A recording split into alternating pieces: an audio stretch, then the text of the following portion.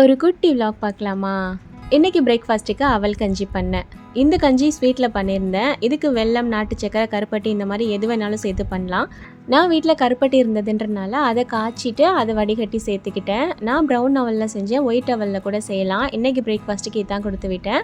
ஸ்நாக்ஸ்க்கு நிலக்கடலை ஊற வச்சுருந்தேன், அவிச்சு கொடுக்கலான்னு. பிள்ளைங்க வீட்டில் இருந்தால் மைசூர்பா கேட்டாங்க, ஸோ அதான் கொடுத்து விட்டுருந்தேன். இன்றைக்கி லஞ்சுக்கு பருப்போட வெள்ளரிக்காய் சேர்த்து ஒரு பருப்பான மாதிரி வச்சுருந்தேன். இந்த வெள்ளரிக்காய் கொஞ்சம் பெருசாக இருந்தது. ஹஸ்பண்டோட ஃப்ரெண்ட் கர்நாடகாவில் இருந்து கொண்டுட்டு வந்ததாக கொடுத்துருந்தாங்க. கொஞ்சம் பெருசாக இருந்தது அப்படின்றனால சும்மா சாப்பிடவும் முடியல. ஸோ பருப்போட சேர்த்து பருப்பான மாதிரி வச்சாச்சு. டேஸ்ட்டு சூப்பராக வந்திருந்தது. அண்ட் இதுக்கு சைடிஸாக வாழை மீன் இருக்கு இல்லையா, அதை வேக வச்சு உதுத்து தீமீன் பண்ணியிருந்தேன். ஒரு சிலர் இதை வாழை மீன் புட்டுன்னு கூட சொல்லுவாங்க.